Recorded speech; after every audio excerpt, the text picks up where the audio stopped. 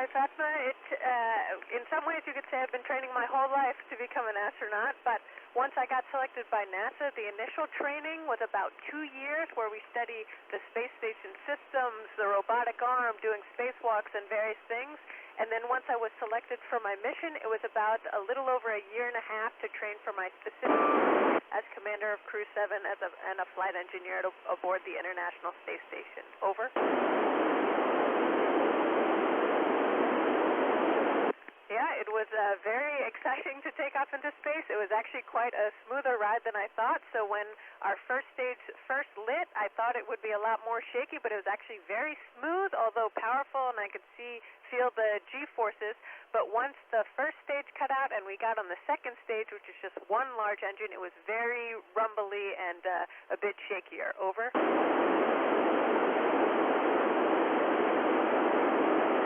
Yeah, that's a good question, because it's really important to keep in touch with our families. So we use the satellite networks, and we have an IP phone that we could call them on, and also once a week they try to schedule us for a video chat with our family, and as I said, that goes through a network of satellites to get all the way back home to my family. Over.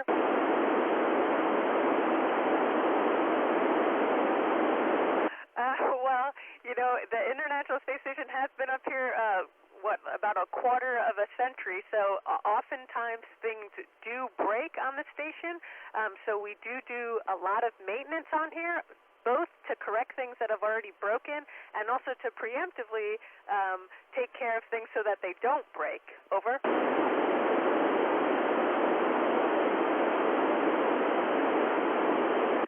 Actually, it's kind of interesting how quickly you get used to living and working up here.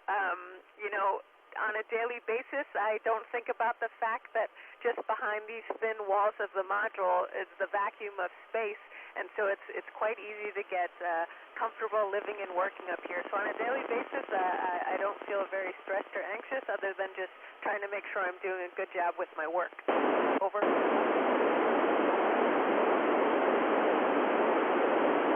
That's a great question, because the International Space Station goes around the Earth about 16 times a day. So about every 45 minutes or so, we're seeing a sunrise or sunset. So that doesn't work well for your circadian rhythm and sleeping.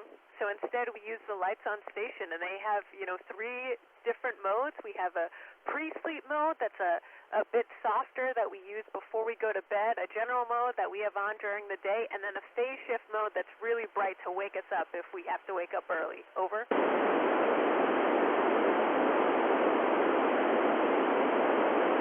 I would say kind of similar to other aspects of my life. While I'm up here, my dreams often are about being on the space station and things that are going on up here. And, you know, it's funny because as a kid, I used to have a lot of dreams about flying or floating, and now being up here, it feels just like the dreams I had when I was a kid. Over.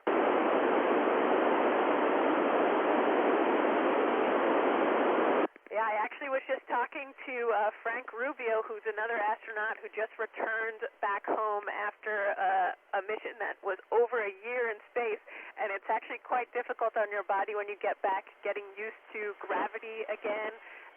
Your vestibular system that tells you, you know, when you're upright or when you're turning or things like that, that gets pretty messed up, and it takes about a week or two for that to return to normal, and then your fluid shifts, you know, the blood and water in your body are getting used to being pulled down again, and that can shift around in your body differently. Over. So I actually have not cut my hair yet in space, but some others up here have. We actually have a set of clippers like you would at home, except on the back of it is attached a vacuum, so that way as you clip the hair, it gets sucked into a vacuum. And the other day, actually, my good friend Laurel was cutting her hair, and so I held the vacuum for her while she was trimming her hair. Over.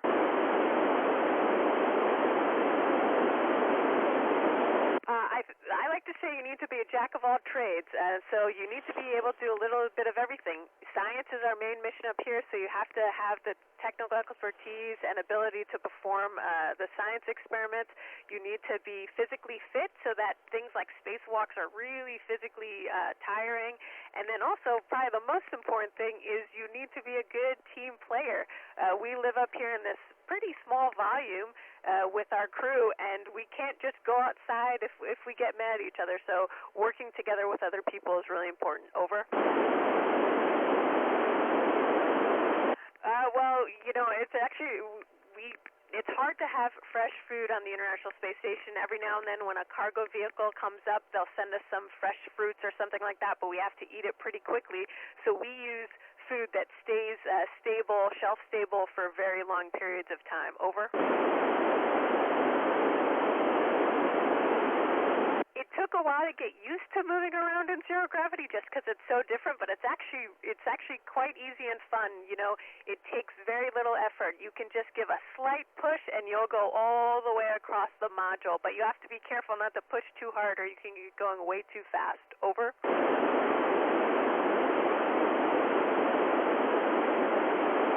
I think that would probably be different depending on who you ask. For me, it's just every day trying to make sure I'm doing the mission, and I have a spacewalk, my first spacewalk ever coming up, and I'd say I'm a little nervous about that and making sure I do everything properly being outside the space station for the first time. Over.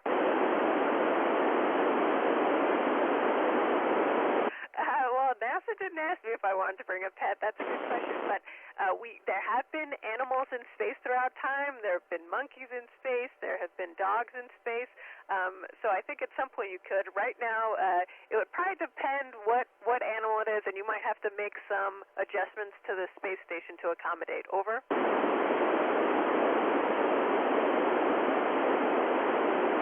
You know, the spacesuit is actually quite difficult to work in, so it looks really easy when you're watching an astronaut working in their spacesuit, but really every time they move their hands or grip something with their hands, they're fighting against the pressure of the suit that's there to keep them alive.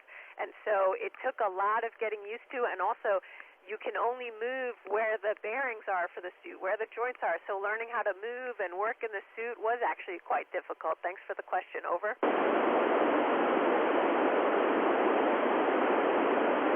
I've wanted to be an astronaut since I was in elementary school, so probably about your age. I read a book.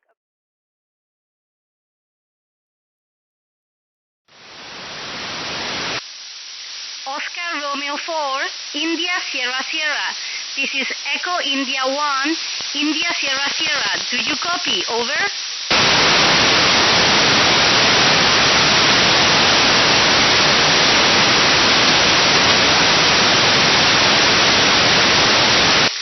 Hello, thank you so much. We copy you a bit weak, so we're going to leave a small bit of time so we can copy you better.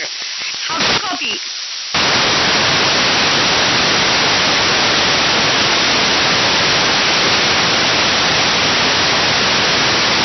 Roger that. Are you ready for questions? Over. How long does it take to train to become an astronaut? Over.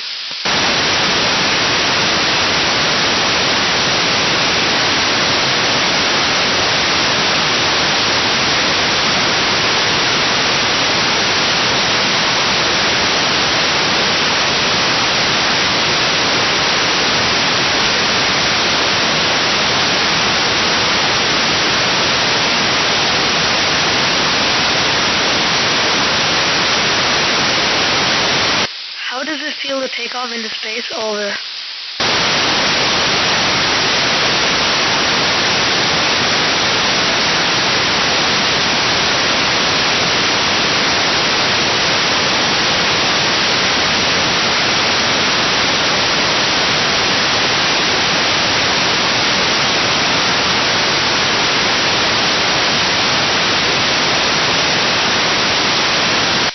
How do you contact your family? Over.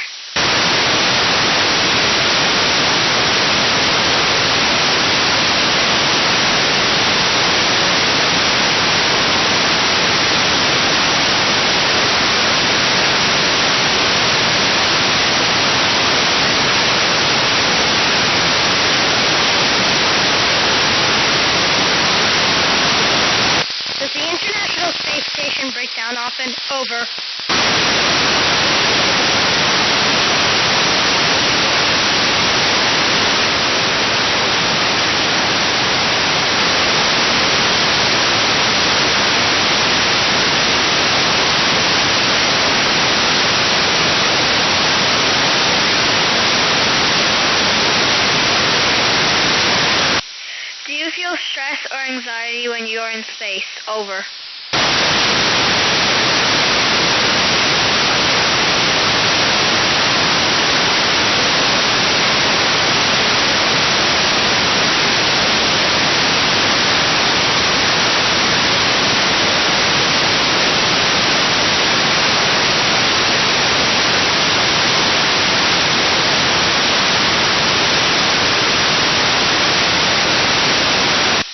How do you know when is morning and nighttime? Over.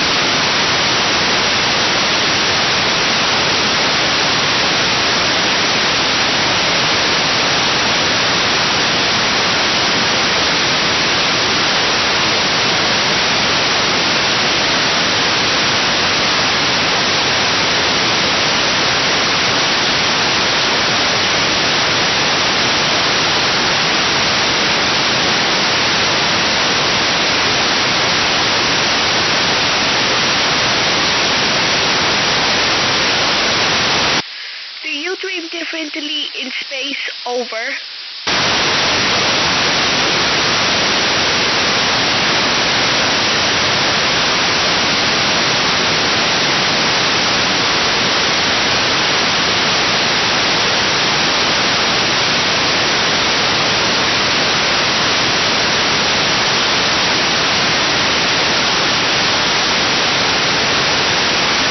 How does returning from space affect your body? Over.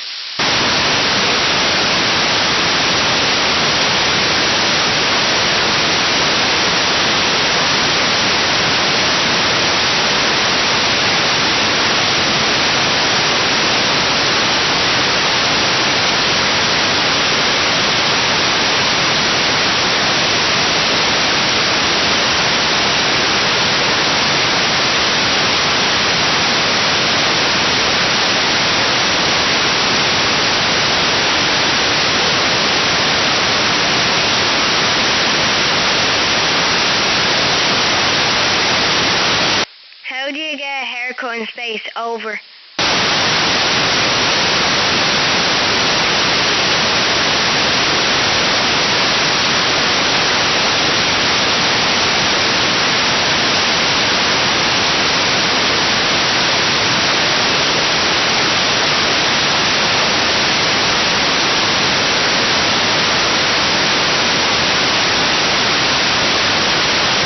What skills do you need to go into space? Over.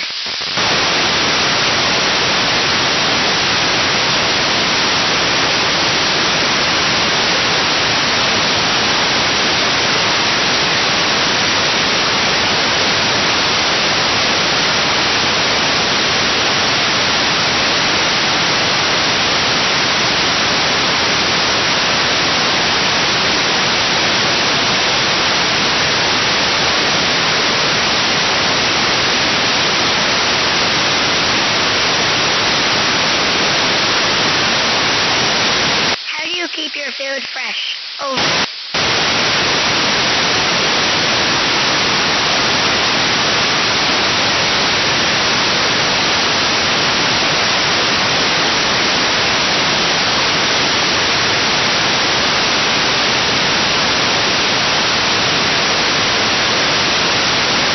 Is it difficult to move in zero gravity? Over.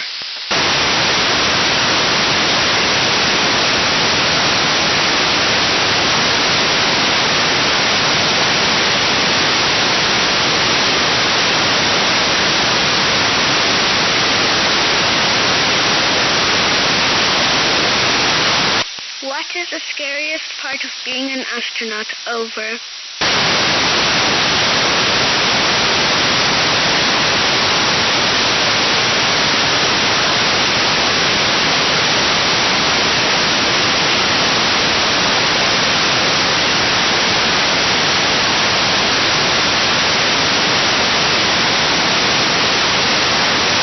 Could you bring your pet with you to the space station? Over.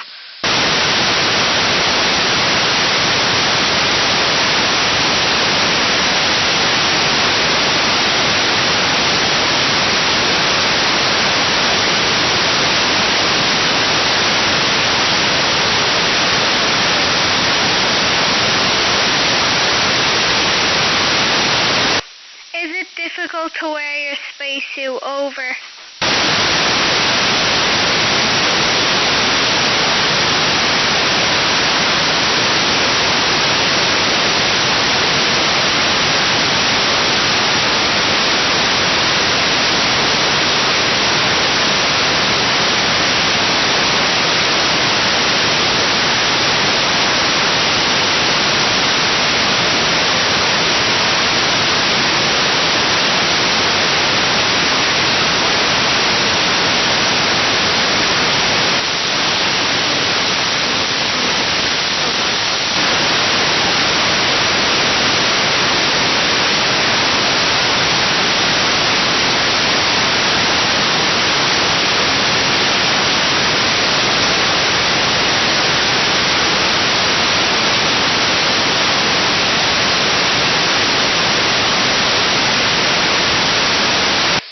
What is the best and the worst food in the space station? Over.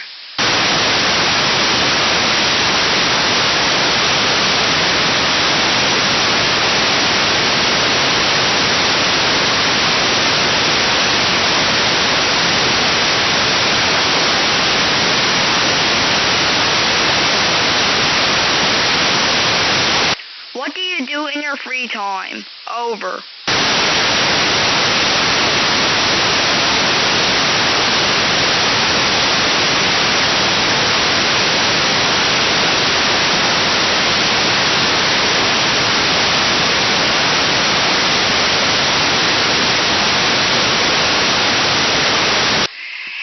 Jasmin, we are nearing loss of signal, so we just wanted to thank you for answering our questions from Technological University Dublin and give you a big, big round of applause.